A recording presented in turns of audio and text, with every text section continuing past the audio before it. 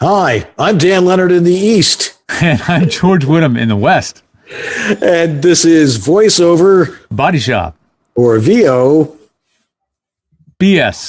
There you go. All right, we got a great show tonight. I'm not actually there. I'm actually in Buffalo tonight. And our guest tonight is Richard Dorton, who is the top MoCap man in Hollywood. What's MoCap? We'll find out all about it and why, as a voice actor, you might find it interesting. And we've got the Vox VOBS news, and you've got some technical stuff, right? I've always got tech stuff to talk about, so stay tuned. All right, we'll be right back. Two men, twin sons from different mothers, with a passion for voiceover recording technology and the desire to make recording easy for voice actors everywhere. Together in one place. George Whittam, the home studio engineer to the stars, a Virginia Tech grad with an unmatched knowledge of all the latest gear and technology in voiceover today. Dan Leonard, the home studio master, a voice actor with over 30 years experience in broadcasting and recording, and a no-holds-barred, myth-busting attitude for teaching you how easy it is. Together, finally, to bring you all the latest technology, the superstars of voiceover today, and leading the discussion on how to make the most of your voiceover business. This is Voiceover Body Shop. And now, live from their super secret multimedia studio in Sherman Oaks, California, here are George Whittam and Dan Leonard.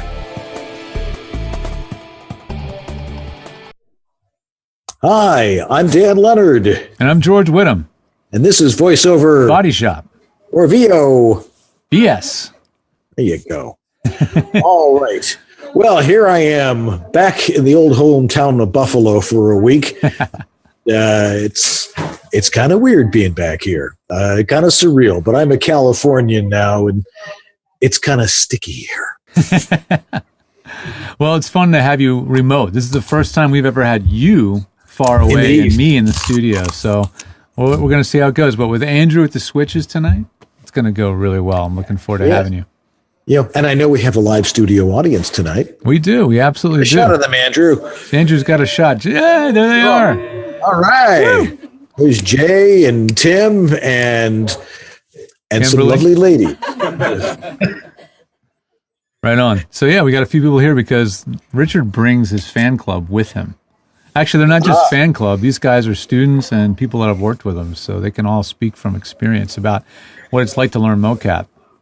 Yeah, and we're going to talk about MoCap and why it's relevant to you if you're a voice actor. So stay tuned for that in a little bit. But right now, the VoiceOver Extra VOBS News, the latest and most comprehensive voiceover industry news, brought to you live.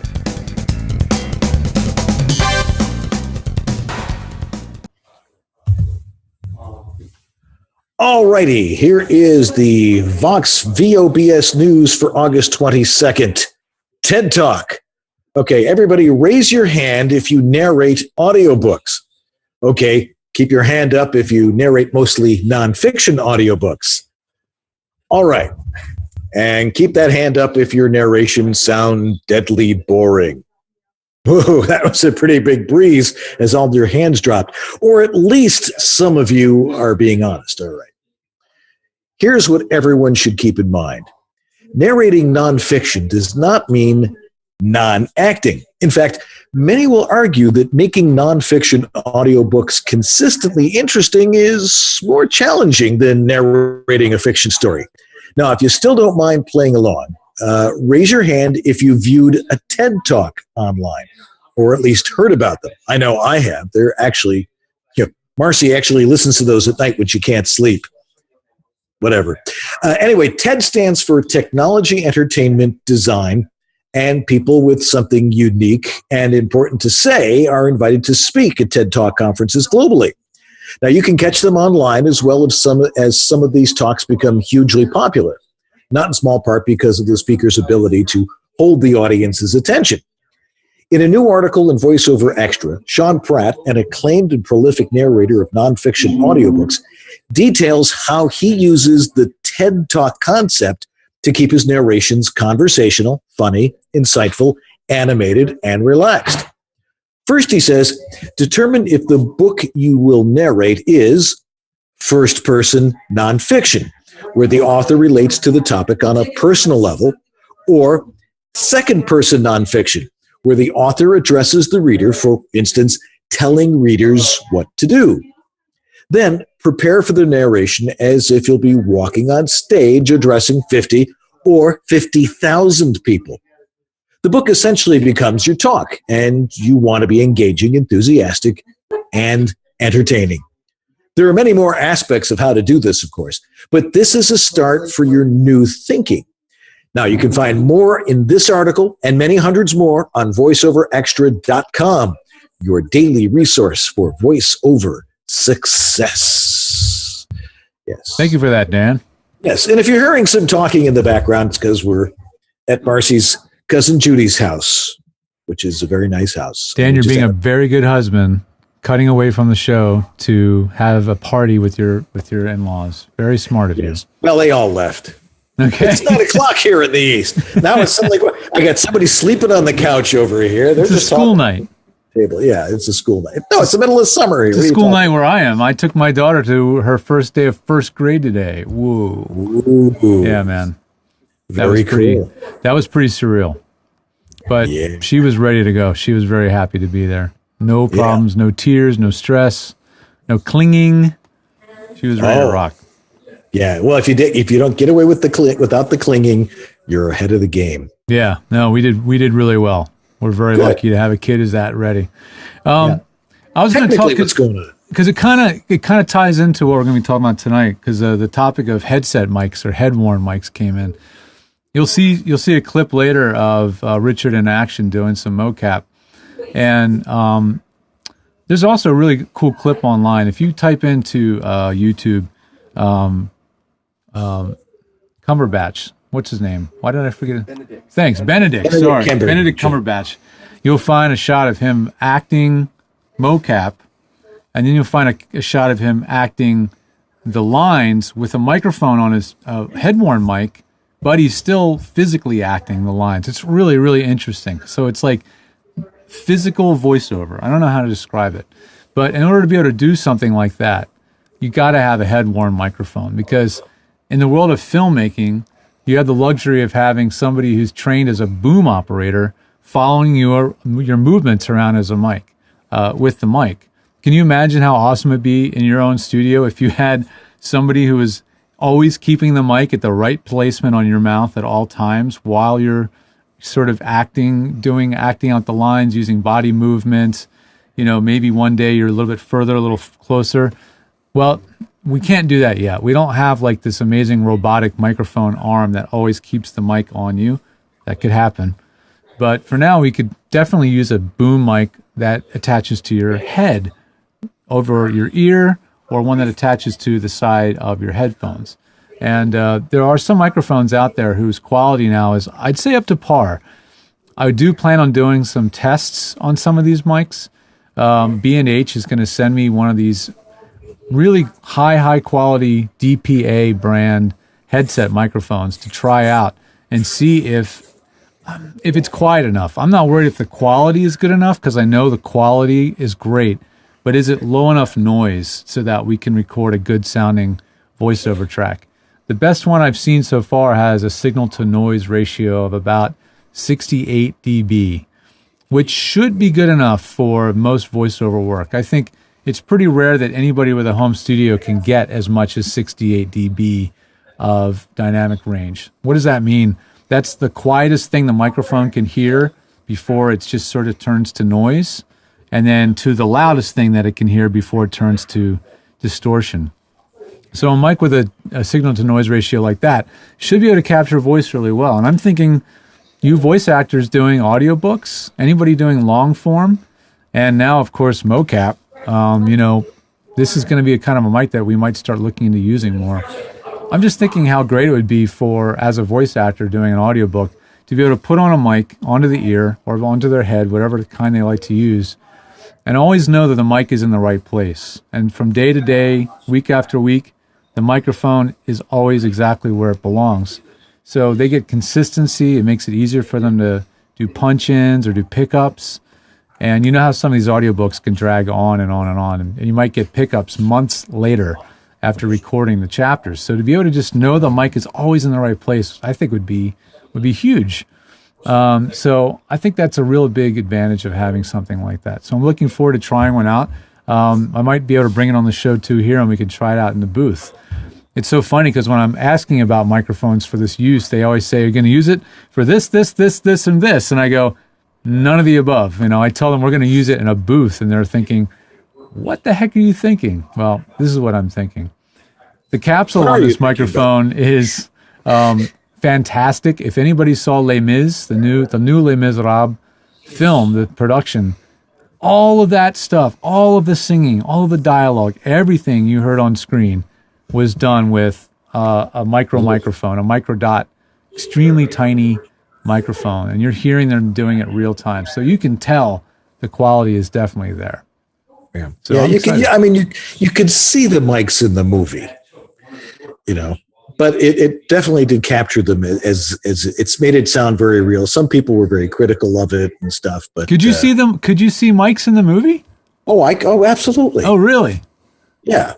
But, they tried to hide them as best they could. Yeah, because what I remember reading was that they actually used CGI to paint out the mics frame by frame so they wouldn't be visible on camera. Well, that was expensive. It was expensive. All they had to do was hide it in Russell Crowe's beard, and then I never would have known. Well, I mean, what they usually do, like in Broadway and theater, is the mics are hair worn. So they're weaved up through the back of the neck, and the mic element is up above the hairline. Yeah. That's what's done really commonly in Broadway now. It allows them to do rapid costume changes, and the mic is never displaced. Because, man, I did a theater show one time in college with 8 wireless mics, and we didn't have head-worn stuff. It was all taped to their bodies, and I had to put the transmitter in a condom so that it wouldn't short out from all the sweat. I mean, it was crazy how hard it was. Now everything's waterproof. The technology is so much better. It's just really, it's changed a lot. Yeah. Are we going to see that with VoiceOver, though? Are people going to start using headsets? Interesting. Can you, it changes the paradigm a bit. You've always thought that you got to have a nice, big, large diaphragm condenser, but maybe it just could be a specialty mic that becomes something that's more comfortable to use, Yeah, and we can talk a little bit about this too with Richard too. It might be an interesting way to talk about doing this and MoCap at the same time. In which case, you probably need something like that. That's right. Or somebody's holding a booma in front of you. Yeah. Yes. Anyway, we do have Richard Dorton coming up in just a couple of minutes here, and if you've got a question for us, all you got to do is go into the chat room and type it in there. Hopefully, someone will somebody's in there, and they'll pass it on to us. But we're going to talk to him about MoCap and teaching MoCap and stuff like that. But one of the things we do have to do before all of that, it's really, really important, is talk about our sponsors. Our sponsors. For example, we have to thank our sponsors like Harlan Hogan. That's right. VoiceOver Extra. Edge Studio. Source Elements. And Rehearsal App. And Antland Productions. Where you can get yourself a killer demo. Right. All righty. Well, Richard Dorton's coming up next. And so don't go anywhere. We're right here on VoiceOver Body Shop, and we'll be back in just a minute. VoiceOver Extra, the voiceover industry's online news, education, and resource center 24/7. Hundreds, probably thousands of free how-to articles for voiceover success, ranging from home studio to voice acting to business. A free voiceover industry directory, calendar of industry events, resource links, a store, and much more. Bi-monthly webinars on all topics of voiceover, free subscriptions to newsletters, reports, announcements, daily news, and features at voiceoverextra.com.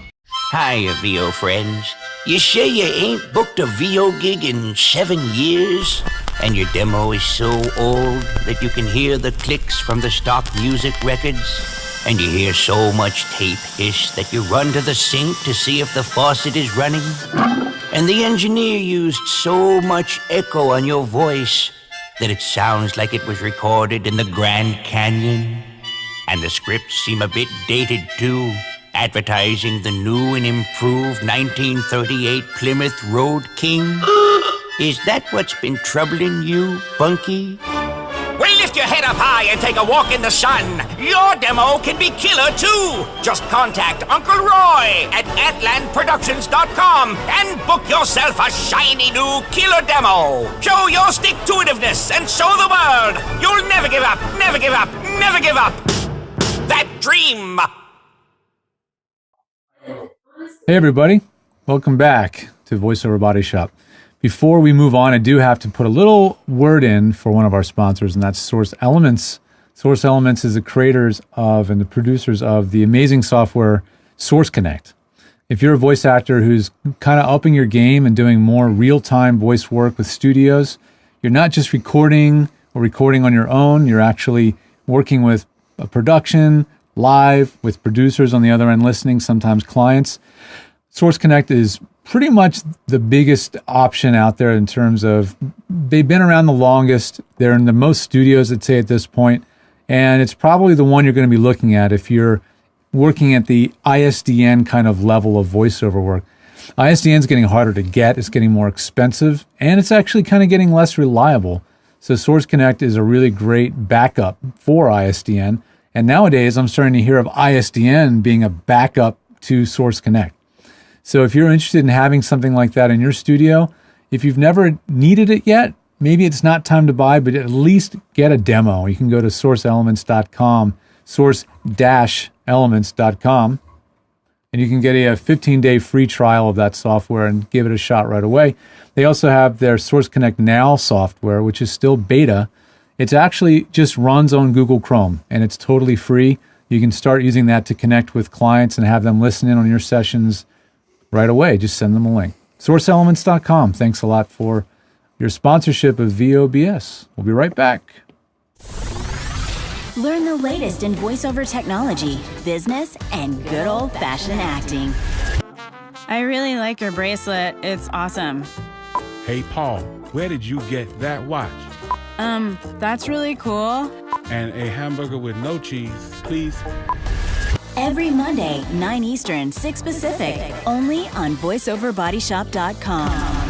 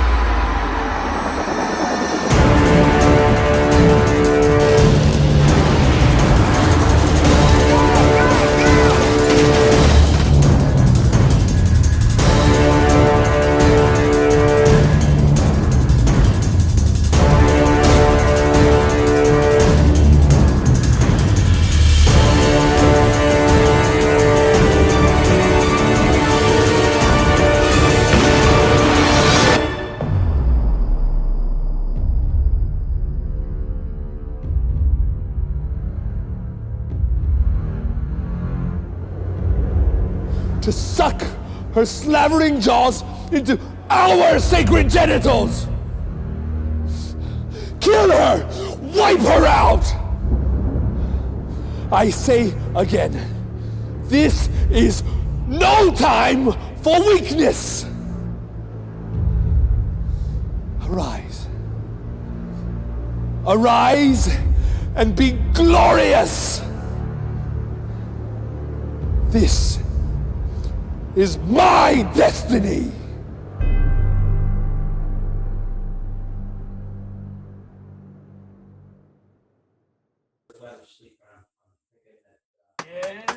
That was badass. Woo! All right.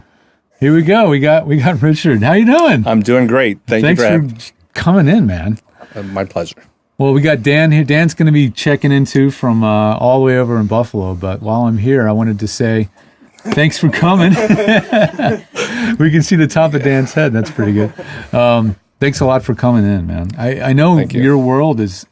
I'm finding out things as we've been talking, because I had this assumption that MoCap was not something different, but with what it included and what it didn't include. I had this assumption that a MoCap actor was by default somebody who was going to be heard on camera. And I didn't realize how those two worlds are actually separated. Can you tell us a little bit about the origination of MoCap and how you kind of became part of it? Well, I think MoCap first started out as a way to, they were using it in medical field, to check the way people moved if they had injuries and things like that. So it really started in the medical field. And then it started just with the technology. They were able to, you have people like James Cameron who took advantage of it and started using it to help animate, Right. My first experience with it really came right after Titanic. Titanic was, they used MoCap a lot for stunts, and then the gaming community started using it to help speed up animation. It was a really big conflict on hand animation and keyframe animation to using capturing motion, where animators were like, that's not real, but it sped up the process. Yeah. So I was lucky enough to just get in like right when it was sort of, making the transition into video games. I was just very, very lucky. I came to LA in 2000 to try to be a stuntman, and I was sent on my first audition after joining a stunt agency, and they said, you're going to go for this MoCap thing. And it was for Scooby-Doo and Night of 100 Frights. It was like the only information they gave me was you're auditioning for Shaggy. You have to go in, you have to walk like Shaggy, you have to act like a gorilla, you have to act like a monster, you need to fall down, you have to dance, and act like a gorilla.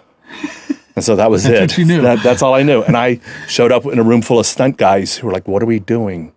And I'm like, it's Scooby-Doo, it's Shaggy. Right. And the night before, I watched Nick at Night.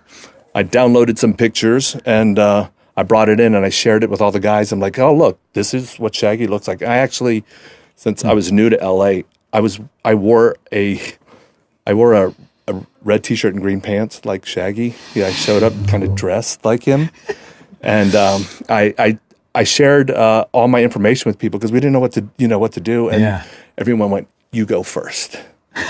So you became the guy. I became the guinea pig. And really, it turned out that all the stuntmen wanted to do was fall down. Mm-hmm. They wanted to run and jump and fall and hurt themselves. And I'm like, this is Shaggy. You get to be these characters. And so I went first, and everybody it was an open room, so everybody watched everybody audition. So they copied everything I did, but I got the job. Do you think do you think all these stunt actors were casted by someone that just didn't know what they're to look for when it comes to casting MoCap? Is that why they were all stunt actors? Well, the players, the motion capture studio was doing the casting, mm-hmm. so it really didn't go out to casting directors. And even now, if a MoCap goes out to a casting director, they still don't know what it is. So the motion capture studio held the audition, and they kind of explained, well, we put these markers on you, and you move around, and we capture your skeleton. That was kind of the basic beginning of it for me. Yeah. So essentially, what you're doing here is it's simply acting with a lot of dots on you. I tell my students, if you're a good actor, you're going to end up in the volume eventually, because it's an acting, it's just another form of acting. So if you're a good actor, you're going to end up in the suit. But there are some things you have to do and know, and you have to be able to physically bring characters to life. So that's the fun part of it, and the interesting part of it. Not everybody can do voiceover, and not everybody can do stunts, and not everybody can do martial arts. So it's finding the right people. When I started voiceover, all video games were being recorded later. Mm-hmm. So I was just the body. Mm-hmm. I would, even if I did dialogue, it was going to get it was going to get ended up dubbed over by somebody else. You know. Didn't they realize that you were a classically trained actor and that you could do all these sorts of things, or did you have to tell them that? Or come on, it's Hollywood. I'm sorry. I mean, you know, I this is still the same thing. Multiple people bring multiple characters to life all the time. You know, I might be the body, somebody might be the voice, somebody might be the face. It's the same, you know. I kind of fell into this because being a stunt person, I fell into the hidden performer that wasn't seen, you know. So a lot of voice actors who would voice the characters took credit for my work. But as a stunt person, you know, you stay back and you don't say anything. You just kind of, you know, that you took the punch in the face. You knew that you climbed the fence and you fell down and all that fun stuff. Yeah. So you knew you were totally behind the scenes, and it's to this day though. Is any of the MoCap players credited? Yes. It's beyond. And are you credited as MoCap, or are you credited as stunts, or is it just depend on whether you're heard on this soundtrack or what? How does it work? It's gotten better, and actually, I think Tom Hanks really helped us a lot because we like to refer to it now as performance capture, because you are performing. You are. I mean, there are two different types of MoCap too. From the train movie. Yes, Polar Express. Polar Express. That was Tom Hanks. Yeah. Right. So by coining the phrase performance capture, it really brought a little more legitimacy to what we do. So there's also two different forms of MoCap that people don't know about. You have in-game, for video games at least, you have in-game performance, which is all the moves, the running, the jumping, the diving, the punching, the opening the doors. That's your in-game moves. And then you have cinematics, which is your storytelling elements, you know, your movies that you make. Not everybody can do either or. Oh, wow. So when MoCap first started, like I was doing all of it, in-game and then doing cinematics, but mostly by myself. So I was acting against myself, you know, because the technology wasn't ready to capture 12 people like it is now at the same time. So 12, you can have 12 people on set, all captured? I think the biggest capture done most recently is, I think, 19, maybe 25. Yeah. Just depends on the volume size. Yeah.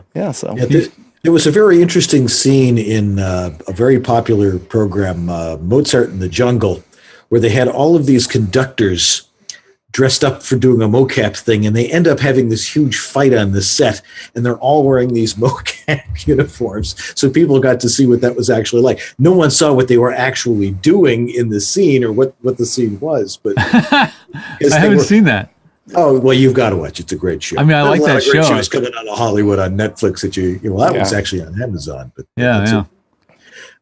so how does one train to do this type of thing? I mean, as you said, it's acting, and you were able to get into it on the ground floor as they were breaking this technology. But obviously, there's going to be a need for better trained people and people who can start doing that. How does one train for this? Well, because there are two different forms of MoCap, the in-game and the cinematics, I tell people, if you're going to do cinematics, voice actors are great for cinematics because you are now capturing their voice with their movement. So you have to be a good actor. There are small technical things that you should know when you go into a MoCap volume. You know, be careful about crossing your arms because you're blocking these markers. And I actually brought a little marker here that people think these are sensors, and they're basically little sponge balls now that are covered with reflective tape that get put on your suit and joint areas. So, you know, we can track that because we're just basically tracking your skeleton. Can you show it to this camera right here? Let me see if Andrew can get that. Ooh. There you go. Cool. That's a little marker. It's just reflective tape.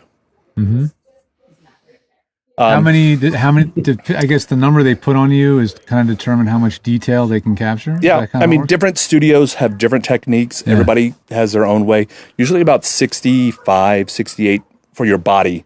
Wow. Then there's ways of doing smaller ones that go on your face that can be up to 90 on your face. Jeez. But then technology has changed now, so now we're just using high-def cameras for video reference, and you don't need these anymore. It just depends on the studios. There's so many. The technology has grown so much that there's no right way or wrong way anymore. But, you know, it's No sensor. It's little soft, little piece of foam, you know, with reflective tape Like on if it. you were to shine a flashlight, this is kind of like those outfits you can buy for jogging at night. That if a car headlight hit it, it just lights up like a bright. You only need 2 MoCap cameras to see that. Yeah. To know where it is in relative to space. 2 cameras. That's it. Oh man, I thought it was gonna be like cameras all around. Well, you're surrounded by cameras. I mean, I've been in studios as small as 12 cameras, 8 cameras. As long as 2 of them can see a marker, they can pinpoint where it is in space. Right. And that's basically, by the time they're done, they're capturing your skeleton. So if 2 can see it, then they know exactly where you are. What was the first feature film that you know of that was using what we consider MoCap now? First feature film. You're talking about Titanic at one point. Titanic used it for the stunts and, you know, some special effects. Bodies falling off the ship and stuff like that. The color guy. Right? Yeah. I mean, Michael Jackson used it for some music videos. And I mean, Polar Express, and what came right before Polar Express?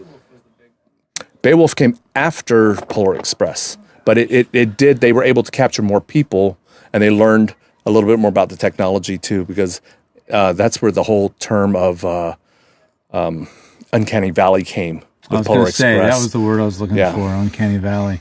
Explain in a nutshell what that means to you. It's kind of where animation or the technology, when you're creating a face, where human eye looks at it and thinks that it's really weird and odd, you know, and we don't register it as human, and it kind of freaks us out. So nowadays, like if you look at some of the animations of that are done, it's more realistic looking, and you can kind of accept that. If you go back and look at Polar Express, you're like, those are creepy, weird. It's like how robots have that effect on you because our human eye, we're detecting something subconsciously that it's not real. Yeah. So with cinematics, you just have to be a good actor, know some technical stuff about what not to do. But if you're going to get into the in-game portion of stuff, you know, it helps to have a skill. Yes. I'm not a martial artist, so I don't claim to do martial arts in games. They go hire real ninjas. That's what I'm like, I know the right people. Real life ninjas. Yeah. If somebody says, do you have somebody who can do, wushu swords? I can call 12 people. I will not take credit for that and do that. Unlike some people that take credit for what I do. Yeah, I mean, and that's a whole other crazy world. But, I mean, I truly believe that there's enough work out there for everybody. And it's proving it now with the way voiceover has moved into the video game world really, really strong. I mean, there's some great voice actors that, I mean, why wouldn't you want them in your game, Yeah. Much better than the secretary from The Office doing those voices. So, yeah. All right, well, we'll talk a little bit more about the fact that, we're talking, this is a voiceover show, and we're talking about MoCap, and there's got to be a relationship in it. So we'll get into a little bit more about that in just a minute. So we'll take a break, and we'll be right back. Just sit back and relax. It's time for some announcements.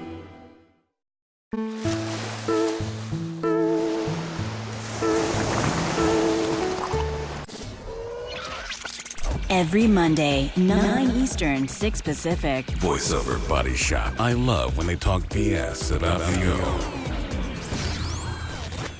Learning never ends. You continue to grow. Edge Studio has grown. Pursue multiple disciplines in tandem and grow your career. We've added new courses in a new curriculum. We picked the best coaches from the community of working voice actors. A new technology division, engineering and consulting, led by George Whittam. Follow your dream. Sign up for advanced learning or register for an Introduction to Voice Acting or Foundation Studies program. See it all now at the new Edge.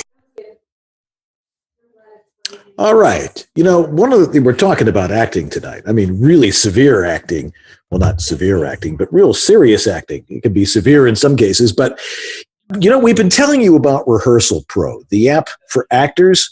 Well, now it's there. You can get it, and our great friend, David H. Lawrence, the 17th, has it out there on the internet in the App Store, and you can get it.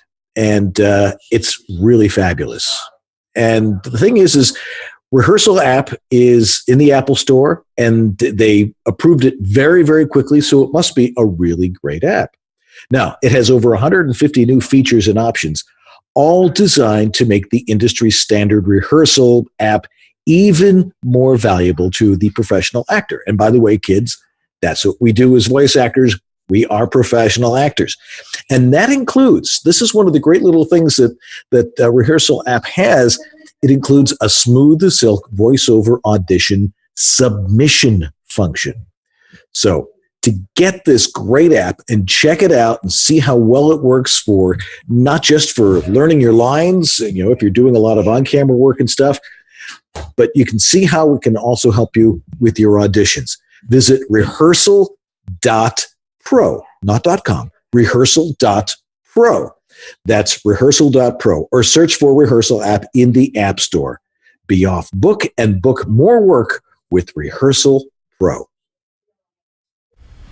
Man, there's one show that I can't miss. It's called VOBS. And a lot of people are like, VOBS? What is that? That is BS about VO. And I love VO. How much BS is gonna be in this show? There's only one way to find out, baby. You're listening to VOBS. You're listening to VOBS. All right, we're back here. Are we back? Yes, we're back. All right. Sometimes it's hard to tell. You never know what's going on because I'm so far away. But anyway, we're back with Richard Dorton. We're talking about MoCap, or performance cap, in which case they call it perf cap. Right? That works for me. Okay, perf cap. They just renamed the football stadium here in Buffalo for New Era Cap, and are now calling it the Cap. The Cap. So if you hear that during a football game, you'll know why. All right, now seeing as most of our audience is voice actors, because that's what our show is about, how can this skill of learning MoCap benefit them? Well, I think one thing that I teach, because I've been teaching MoCap performance on how to, one thing we need to do is learn to create our characters, you know, so it is totally an acting skill, but there are certain things that when you're stuck behind, copy and you're standing at a music stand, you know, or you're doing dialogue, that's one thing. And I love watching voice actors get into their parts and moving, but it's the same thing happens on the MoCap stage. You're creating a character from the first time you walk to the way you stand, and you have to carry that through the whole time. So there are certain things, it's almost like mime training almost, because with some of the stuff I do, my voice is taken away. My face is taken away. It's not being captured, just my body. So I have to be able to bring this character to life, you know, without any audio. I mean, I make a lot of noise when I MoCap. When I do monsters and creatures, I bend and I curl and I scream and yell. But half the time, the clients aren't recording the audio. So I have to be able to make sure that my body knows what I'm doing, what I'm, you know. And so for voice actors, getting out from behind the stand is the best thing for them. I recently worked on a shoot where we brought in a guy because he had an amazing voice, but he hadn't been out from behind the stand for, I'm going to say 25 years. So when he got on set, he didn't know he couldn't remember his lines. He was so used to reading them that we had to make giant cue cards for him. He needed rehearsal.pro is what he needed. Yeah, right. That's a good plug. Good. Yeah, well done. But physically, he wasn't ready as an actor. You know, because he wasn't used to it. He hadn't done it in so many years. I do get asked a lot of times to watch someone else's performance, and when they leave, come back and alter it or change it or fix it, just depending on if physically they can't fall down or they can't create a monster. So that's why, to me, there's multiple people who bring a character to life. So you have to be flexible, and as a voice actor, you have to have certain skills. You know, don't say, if you have never fired a gun, go take a gun class, go shoot a gun. You may not ever have to do it again, but you'll know the difference. You'll know what recoil feels like. You know, these are all part of your acting training things that we do as normal actors, you know, but there's certain little things that can help a voice actor, get a jump on the next person. Yeah. Now we have some actors out in the studio tonight, so hopefully maybe we can get out there and maybe demonstrate some stuff out there. Maybe no, not you guys. You're not actors. It's really interesting to put people in a position, because in a mocap suit, you're wearing Lycra. You're in like pajamas or your underwear, and you're in a black box. People think you shoot on green screen. Sometimes you do, mostly for film, but not for video games. You're in a space called the volume. You're by yourself or with one other person, and you use your imagination. It's kind of like a mixture of theater, film, and TV all together. So it's kind of scary. Most of the times we don't know, like the voice actors, we don't know what we're working on until we get to the studio. So they're expecting you to learn, to be ready to go.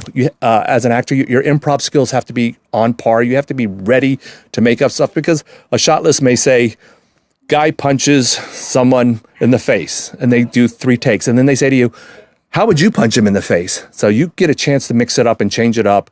You become part of the process. Now, it's not just a list of moves anymore. And that's like for in-game. And then for cinematics, some actors can be physical, can do some of their stunts, and then you work with a star and they don't want them to fall, You don't want Kevin Spacey to do a dive roll.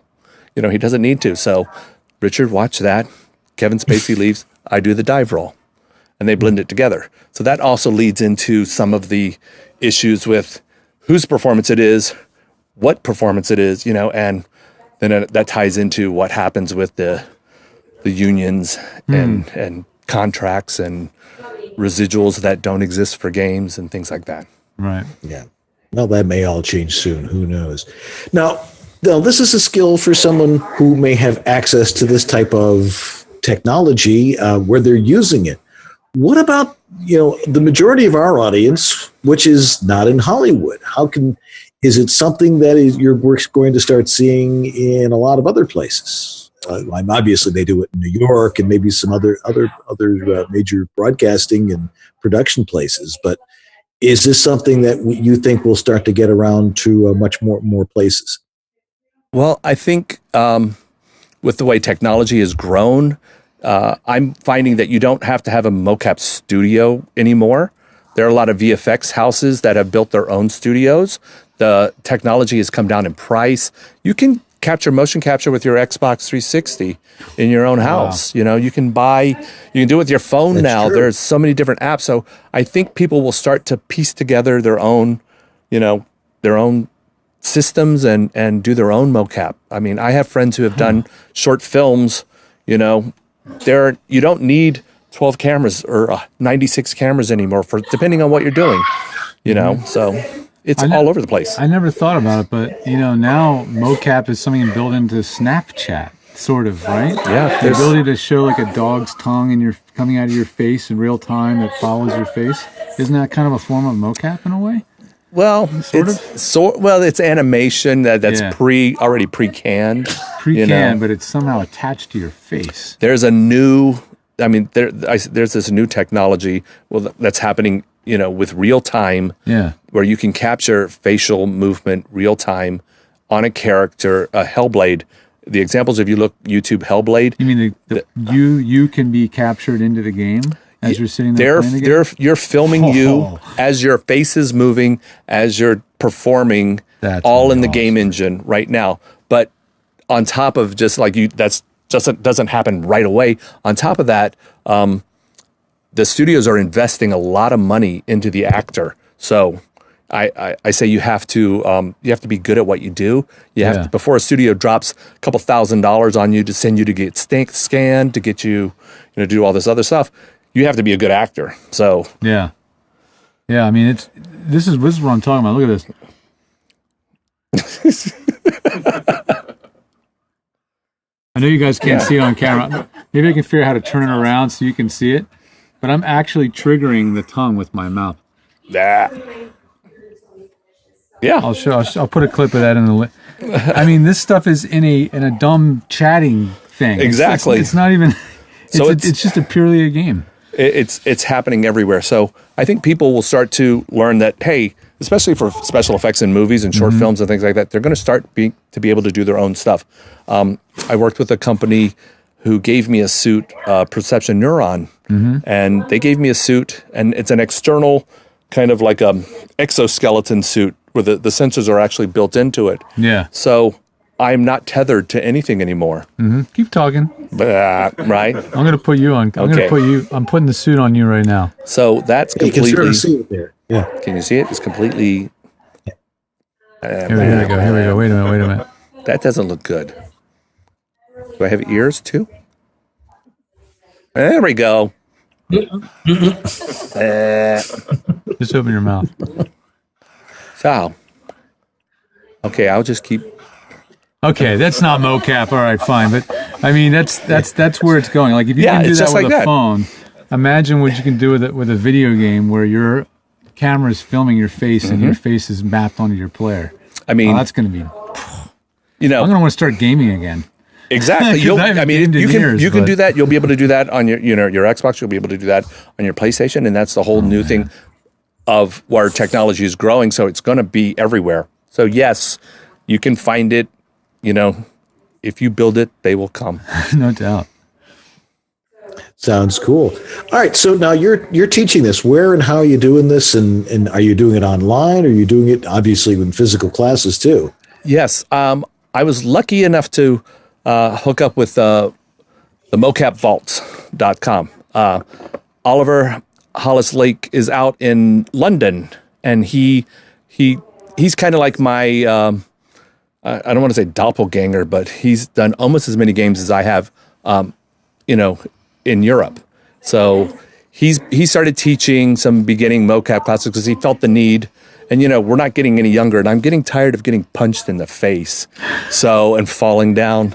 So it's time to bring up the new generation and let them take over. But Oliver helped bring me into teaching his technique, and I opened up the LA branch and started teaching my mocap classes out here. Intro to mocap, giving a little bit of history of the mocap and stuff that I do. We teach basic movement, character building, how to create environments with your body, because that's, like I said, when you're in a black box, how do you know my character is cold? We like to teach the basics of creating a character, how to adjust the body, how to move the body, and then scene study on how, because like I said, a lot of the game studios will give us a scene that you don't know you're prepared for, and I like to teach them how to break down a script really fast and how to give the director options, and choices as an actor. Well, can we can you give a quick demonstration? You say using somebody in our audience there and show us maybe a quick skill that you might want to teach somebody? This is good. Okay, stand up, Jay. Do you want to go over there with them, or can you do it from here? I can do it from here first. Okay. Okay. Well, let me ask you this, Dan.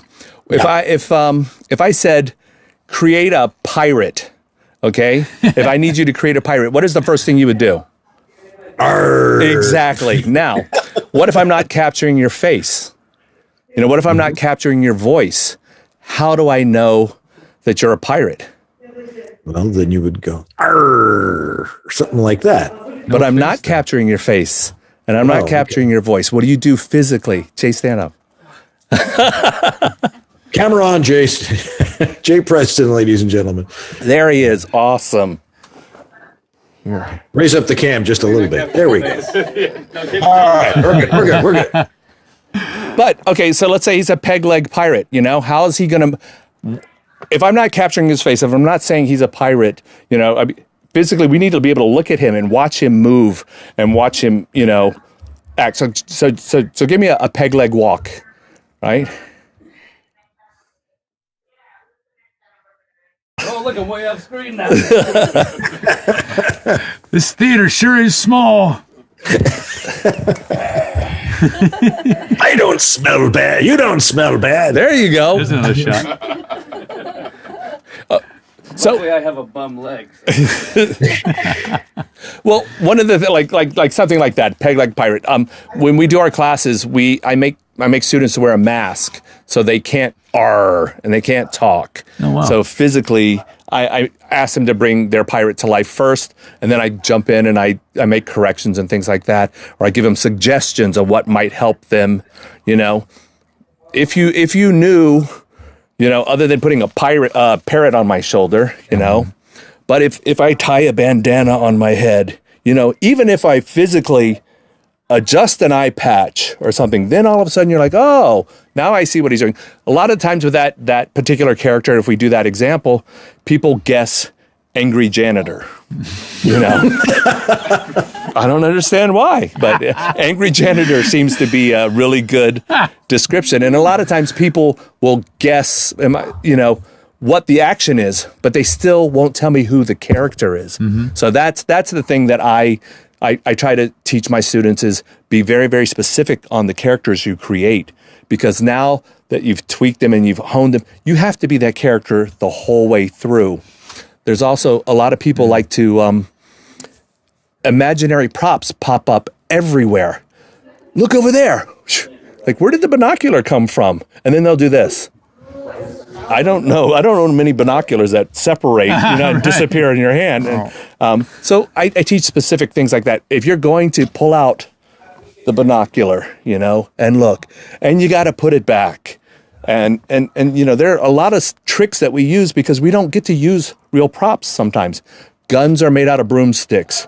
I use a leaf blower for big giant guns that are created in games. Nice. We just put markers on That's it. cool. So there's a little tricks and skills and things that, you can be made aware of. Chainsaws, like who wants to have a real chainsaw on set if you don't need it? Right. Really, it smells bad anyway.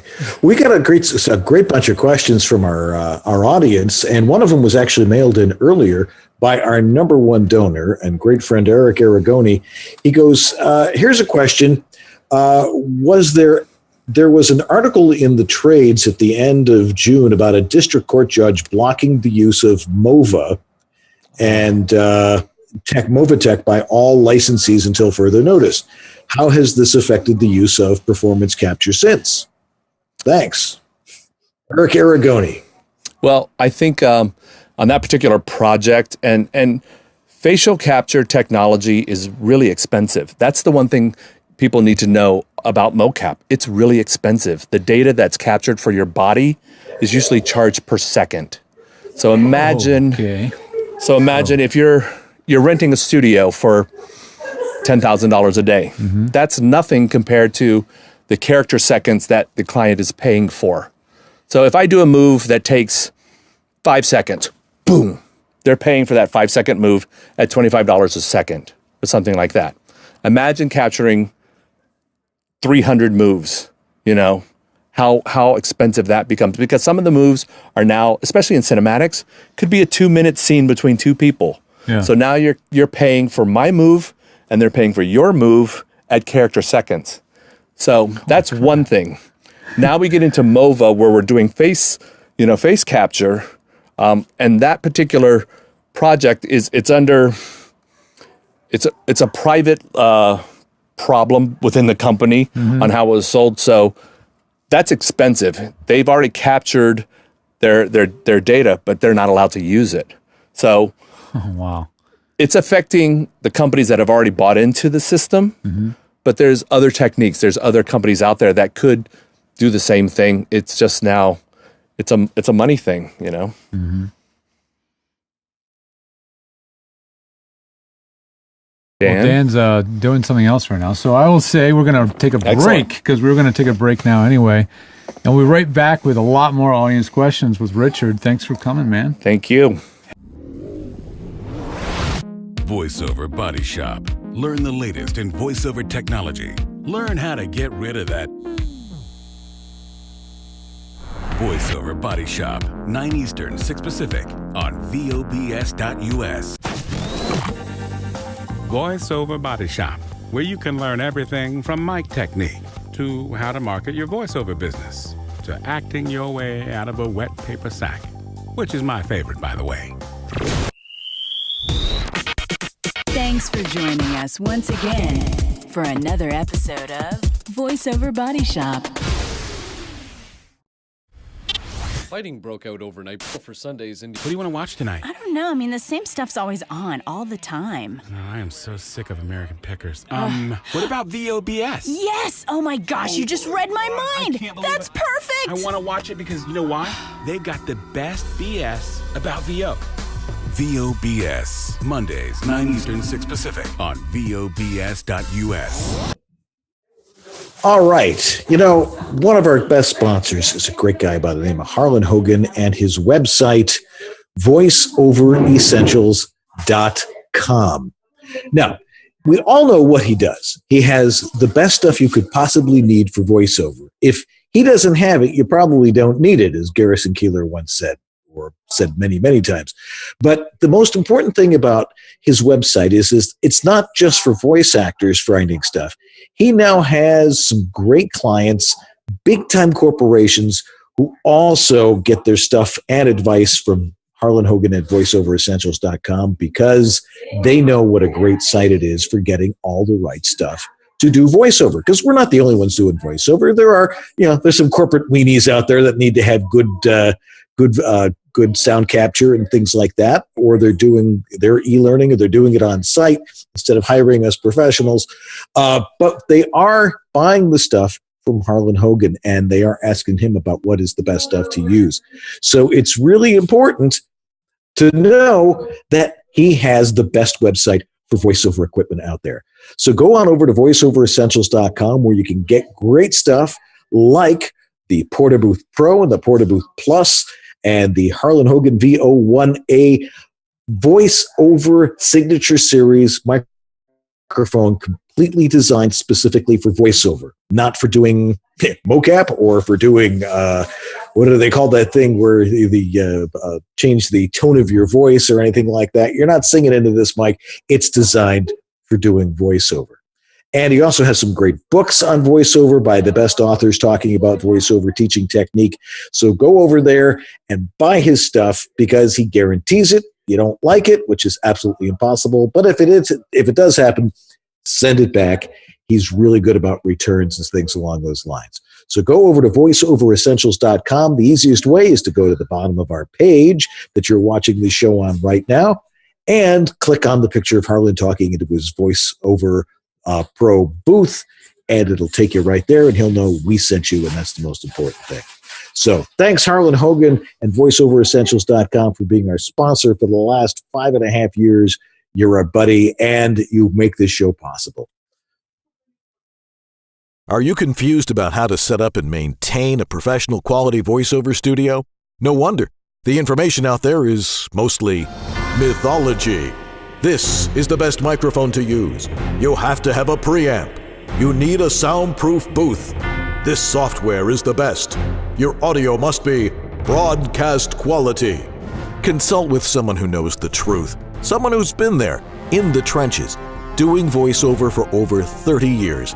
Someone with unparalleled experience with voiceover studios, who's worked with hundreds of voice actors and designed hundreds of personal studios. He knows how to teach and cares about your success in one of the harshest environments known to voiceover, your home. Dan Leonard, the Home Studio Master. Separate myth from fact and get a handle on your personal voiceover studio. Contact the Home Studio Master at homevoiceoverstudio.com. Drop off a specimen of your dry audio for a free analysis. Hey, we're back. All right. Yeah. Oh, nice shirt. Thank you, man. I think, somebody gave us a bunch of Hawaiian shirts. I think maybe we should have Hawaiian shirt uniforms. I think so. I think any audience member that comes in is going to be asked to wear or required to wear a Hawaiian shirt, starting with tonight.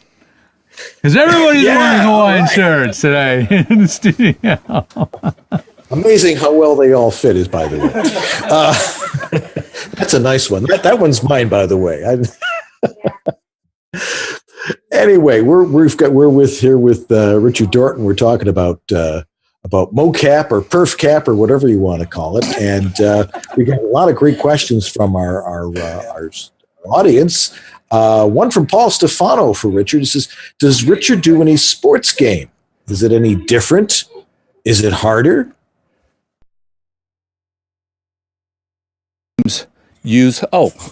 Most of the sports games. Most of the sports games use real athletes, So I just got through doing a promotion for the WWE video game, 2K 2017. They use wrestlers to do that game. Basketball, the stars, or college students, basketball players will play for 2K, basketball games, baseball. Every now and then, I might be asked to do something, but in general, most of the sports games really rely on using athletes from that sport. It just makes sense. Same thing as I'm not a ninja. I won't be doing a ninja game. That's how you get the authenticity. Yeah. You get the real people. And I mean, every now and then, you'll get, Carmelo Anthony to come in, and he'll shoot all day. So you have his moves. They're authentic. That's what you really want. That's what you're paying for the game. So that's... When you say you just came back from promotion, what was your role in promoting? One of the things that I've been able to do is being on this side and knowing what games, what the gamers like. I'm working with an event company that goes out and promotes to the press gaming events. We bring the press in, we let them play the game. I take them on excursions. The most recent one I did was The Division, which Tom Clancy's The Division takes place in New York. We created an event where we brought in 80 international press. We networked 50 game stations. We let them play the game all day. They interviewed the designers, the developers, and then I took them to places that took place in the game. I took them to Times Square on a tour. I took them to rooftop view of the city, and our event happened in New York the week after the blizzard. Oh, no so we thought our event was going to be destroyed, but there was snow everywhere, and there's snow in the game. So it was like perfect setup. Tie-in. And so I'm doing promotions now for games, that tie them into different cities. I did one in Chicago for Watch Dogs. It took place in Chicago, networked 50 game stations. They played, interviewed the designers, developers. Since that was a hacking game, we had a hacking expert come in, and in the middle of our event, he hacked some guy's phone. Oh yeah, and it was crazy. And then we took him on the tour of the city. This is where the Chicago Theater. This is the Chicago Tribune. We took him to all these different places that happened in the game. The LAN gaming stuff. So I was playing Half-Life. Yeah, this was a video game, and we would carry all of our computers into this one friend's house. CRTs, big ass 20-inch tube monitors that weighed like 40 pounds. Towers, everything. That was big time. I mean, I've kind of fallen out of it, but after you've told me what's coming down the pipeline, I don't know, man. I might be getting what is it? What's the big game station? What's the really good one for playing this kind of work? This type of game. Is it the Xbox right now getting a lot of them, or PS? I'm finding PS. The PS4s right now seem to be. They can handle the networking. They can handle the multiplayers a lot better. A lot of the game companies, like when we're doing our events, are sending their dev kits, on PS4s. Oh, no kidding. A question came in from DVox, one of our viewers. He asks a lot of great questions. He's saying regarding 2 cameras and knowing the space. So the space has to be carefully defined. Is that true? In other words, this is done in a studio, not like out in an open space like in a park. It has to be done in an enclosed space. Well, that's the beauty of the technology. If we're talking about a system that uses these, Vicon, let's see, whatever else is there's, I'll remember the name of this other company. Okay. They have fixed camera systems. Yeah. So yes, our volume, depending on the amount of cameras. Oh, that's the word I was thinking of, volume. Volume. You call the volume the space in which that we're working in, yes. Gotcha. The MoCap volume is the stage. Gotcha. So those fixed cameras, they can only cover a certain amount of room. But like the other suit that's like the exoskeleton, you can shoot outside because you're only limited by how far your wireless transmitter can capture it. Okay. So different systems work different ways. So yes, one studio I work in has 96 cameras. So the volume space, is ginormous. Wow. And then you work with 8 camera system, and you're going to be working in a 12 by 12 space, and that's it. You step out of it, you lose the data. Mm-hmm. Oh. All right. Here's a question from Jackson Daniel. Make sure I understand this one. Do you ever prepare with the voice actor for performance unity? I guess he's saying, like, if there's going to be a separate voice actor, which I guess a lot of times there are you and them ever at the same place at the same time, or do you ever in any way communicate or work together? Maybe that's what he's asking. You know, everybody... Go ahead, Dan. No, that's what I was... I figured that's the question. Most voice actors that I work with, we're working on cinematic scenes. Mm-hmm. So we're rehearsing, if we're lucky to get a rehearsal, you're rehearsing a scene like you would a movie or a TV show. The only difference between like working on a TV or movie in MoCap, there is no downtime. There are no grips. There's no lighting. Holy cow. There's people fast, helping you maybe with props, but in general, we shoot a scene. We try to shoot it 3 times. And then, we do it first take, see how it feels. We do a second take. Hopefully we get it. And third take, they might say, go ahead and improv it a little bit or do it what feels natural. Mm-hmm. And then we move on to the next scene.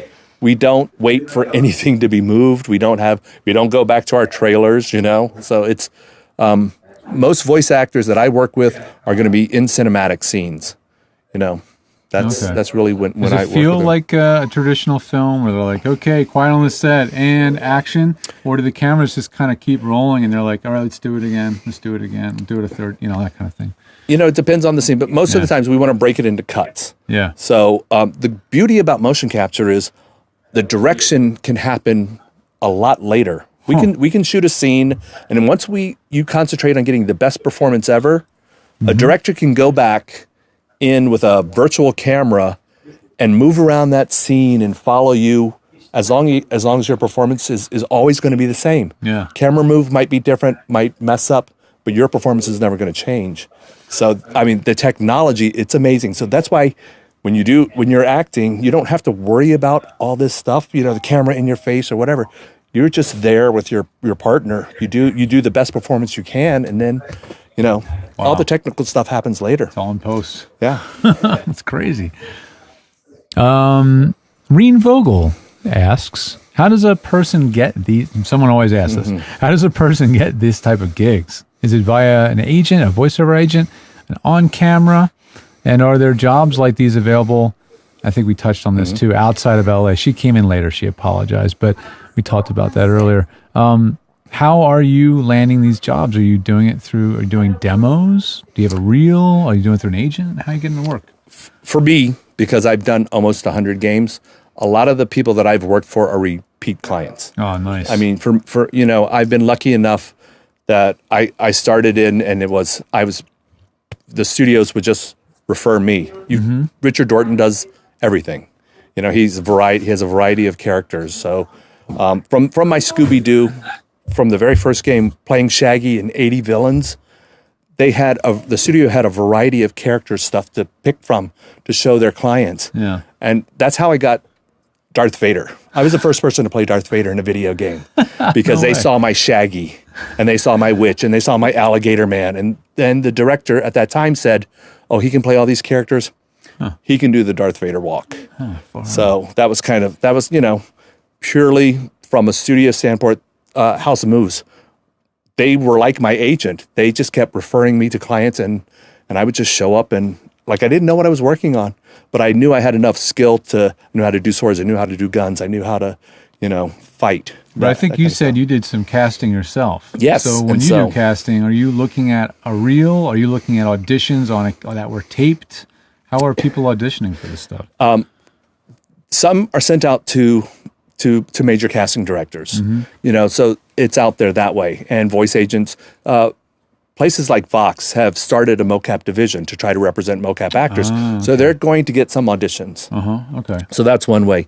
The other thing I tell my people when you're creating your reels is to create a movement reel, an action reel, something that shows you have skill. If you can rock climb, if you can ski, if you can shoot guns, if you're a ninja, if you can do swords, put all that on your reel It's nice to have a mixture of skills because that's what I'm looking for. But I can also tell in a MoCap audition, the minute somebody walks across the stage, I can spot from their walk, you know, if they have pigeon toes, if they have an injury, you know, something like that. I can tell if they can carry their body. You know, there are things that I always tell my students that skeletons don't lie. So you can try to hide the fact, but if you're walking near it, that arm is like flicking all the time, you know, it shows up. You can't hide anything. And I can tell. I mean, I have my students, it's the greatest exercise is to go into the next time you're in the grocery store, walk behind somebody in the aisle and try to walk like them. Okay, well, and you're going to be like, where is he carrying his weight? You know, where's I do that all the time, by the way. Right, took me out of a lot of supermarkets that way. But that walk will come in handy somewhere in the volume. At some point, you're going to be doing a character, and you're going to be like, oh, I'm going to make it that guy that, you know, likes to waddle when he walks. But you can also, when I'm auditioning characters, I can go, oh, that guy's going to be a great gangster, you know, for my particular project, or she's going to be a strong action hero. You can just tell by the way people adjust to direction too, and you can tell when people don't. It's amazing. Very cool. Vincent Guy Cox asks, this is a pretty good question. Who are the best contacts to get introduced into MoCap producers? I'm figuring you're probably one of them. That would be me. Pull out your wallet, kids. The MoCap studios are great places to send your resume to, but you don't ever want to walk into them unannounced because most of the time they're shooting on top secret projects. You know, you can't just walk into a MoCap studio. I mean, these games are so protected, you know, just like voice actors who sign those NDAs and you can't talk about what you're working on. I mean, of course, and sometimes you don't even know you're working on Halo and you have no idea. And that's the downside of the way these contracts are treated and things like that. But, you know, you get near a studio that's working on some top secret project, you know, you've just sunk yourself. So I tell people, go to the company's website, go to, you know, and find out who to contact. And I cast. Send your questions to me. I'm pretty open about that, you know. Look at Twitter. There are a ton of new motion capture actors out there who can help you. The one thing that I kind of was a little weary about teaching at first, because I'm like, why am I teaching people to do what I do? Because it's already hard enough field to get into. But I need people I trust. I need good actors. That's all I'm looking for. You know, I cast a ton of projects, and if I can't do it, like I said, I'm not a ninja, I'm not a basketball player, but I can find you anyone who does that skill. And I want this community to grow, you know, and it's going to.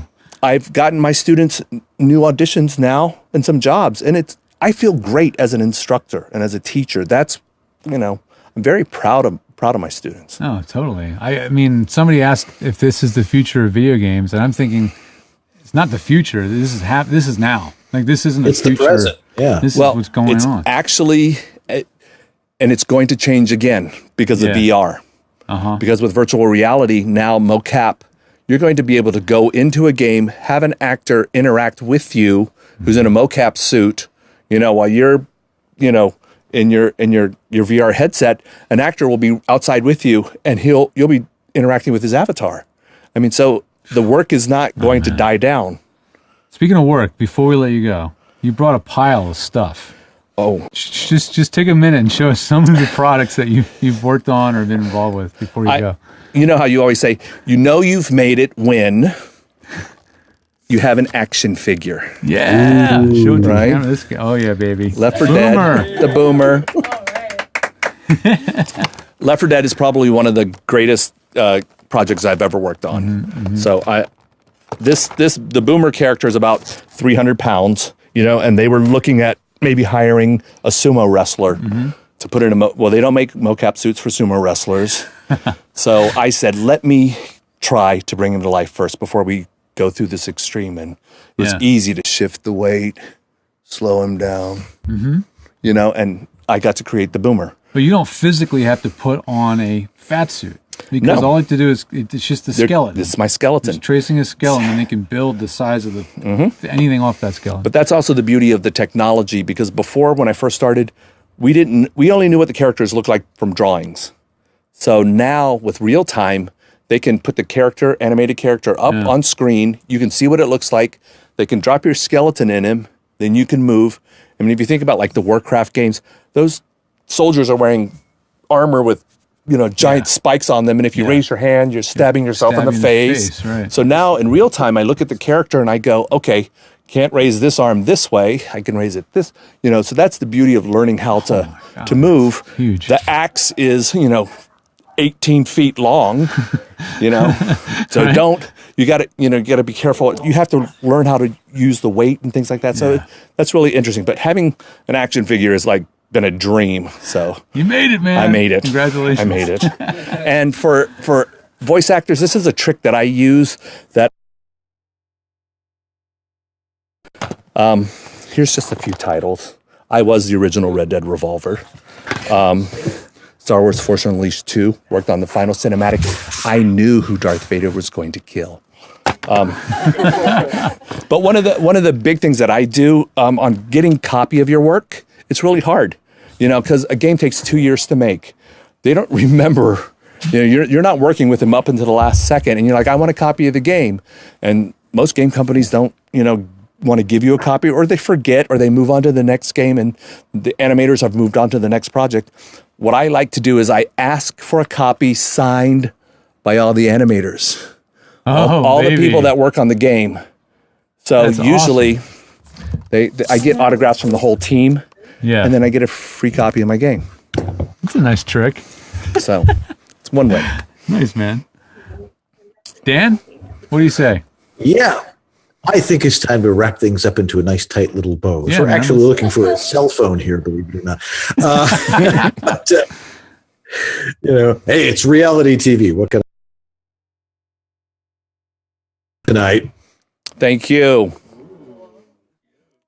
Oh, hey, now boy. Dan gets to be the one whose nose I pick. No, not the nose. We do this strictly so we can have a goofy picture to promote the show later. But anyway. What's that? Oh, yeah, dude, try it. Let me see. Do that shot again, Andrew. Oh, I thought you were going to put it on Dan. Damn. There you go. Okay. It doesn't quite work. That's kind of pointless, huh? Okay. Thank you, man. No, thank you so much. Appreciate it. Hope I enlightened some people. Well, you enlightened me. That's for sure. You did. Well, let's tell everybody what's going on next on VOBS. Coming up on August 29th, David H. Lawrence, the 17th, will be here. He's going to catch us up on what he's up to in the VO world and his TV acting world as well. And I'm sure he's going to show off his apps, his rehearsal.pro app, because absolutely, he is not your typical actor. He's an actor who writes apps. I mean, that's pretty unusual. Along with a lot of other things too. That's right. Yeah. Let's see who else would say. Then on September 12th, our good friend Christy Bowen will be joining us from Nashville, and she is a voice actor, a WOVO member, lives in Middle America, and you wanted to hear how one can be successful without being in LA or New York. So cool. That's a good thing to talk about, and she'll be here on September 12th. Then Sylvie Viagran, who is local to LA area, she will be here. I'm pretty sure she'll be here live in the studio because she is local. So that's awesome. We've never had her on. I don't think we've ever been able to interview her before. So I'm really excited. There's our chance. Yeah. All righty. And then we're going to be off Rosh Hashanah. We're going to be off on Labor Day. So we're going to have a couple of nights off. But we deserve it. Thank you very much. We work hard at this show. We do, man. Who are some of the donors we have this week? Oh, the donors. We get donors. We get lots of donors. Donors. Oh, that's going to get flagged on YouTube for me singing that. No. I didn't sing it that well. It's impossible. Donations. George Whittam. Well, I don't donate to the show. That must have been my dad. Nice job. Thanks, Dad. Oh, okay. Amanda Fellows. Thank you, Amanda. Brian Page. Awesome. Thank you, guys. We received sponsorship money. Thank you from Source Elements. Just going through the list. Eric Aragoni never misses a show. He is a really great friend of the show. Thomas Pinto, one of our sustaining members as well, and Shelly Avellino. Thank you to all the donors for the show. All righty. And let's see. What's happening at Edge? Well, if you want to see what's going on at Edge, you can go over to edgestudio.com, or you can follow them on Twitter, which is probably the best way is to follow them on Twitter, which is at Edge Studio. We're building a new webpage for my tech department, so that's going to be launched pretty soon. It's going to make it a lot easier to find the things that we do and that I do for the tech side of Edge Studio, so stay tuned for that. Probably rolling out by the end of the month. A webinar on the 7th of September with our sponsor VoiceOver Extra. Getting dropouts. The use of processing. Okay. So, that's going to be a good one. That is on September 7th, and you can go to voiceoverextra.com. That's with an X, not with an EX, .com. And hopefully you're subscribed over there, and you can click on that and register for that. I'm going to talk about proper use of processing for auditions and for production, and get rid of all that mythology that all you people get out there. Right on, man. That sounds good. Everybody needs that. It needs to be demystified. We got show logs, so if you want to see what we've been up to, if you want to kind of skim through the show instead of listening or watching to all hour and a half, no matter what we do, the show's an hour and a half. We can't. This is the hour and a half long hour show. His fault. It happens a lot here, but if you want to skim through the show and see what we talked about, you can always check out the show logs typed up painstakingly by Jack DeGolio each week. And they're up at the top of the website there. You'll see the show logs button. We have a podcast version. A lot of you listen to the podcast because it's a long show. But if you don't, you can listen to it on Stitcher, iTunes, anywhere that you would listen to a podcast. You should be able to find us. Just type in VOBS. We're taking auditions for the opening promo. Our promo from this week's show was Tim Black. Actually, the intro, I should say, not the promo.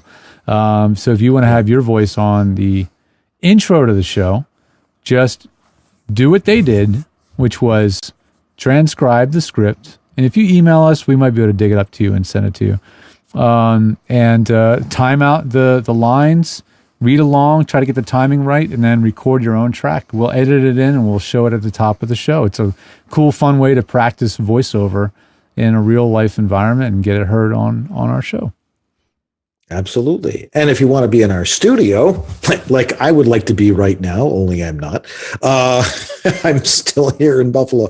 But if you'd like to be in our studio, because we got a great studio audience tonight, some great looking people, and wave everybody. Yeah, and nappily dressed, I might add. All you have to do is write to us again at the guys at VOBS.tv. And I know we have more people coming in next week, too, so that'll be fun as well. Very nice. So, yes. So, let's thank our sponsors one more time. Harlan Hogan. VoiceOver Extra. Edge Studio. Source Elements. And VO2GoGo and Rehearsal.pro. And Antland Productions.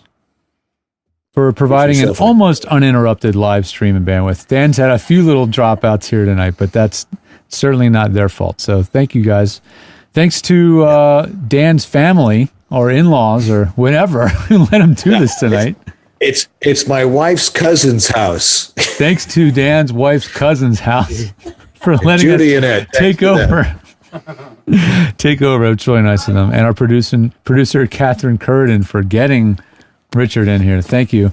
Anthony Gettig and Shelly Avellino, who handle our show, actually our chat room duty. Our floor producer, Andrew Bushwitz, who is doing a great job tonight. And Lee Penny for just being Lee Penny. Yep. All righty. Well, that's going to do it for us tonight. And it has been great.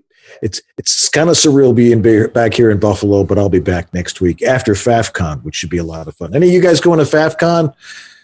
Not me. I'm not making it this year. It was a very, very select crew of twitchy trigger fingers on the mouse people that managed to get a ticket to that.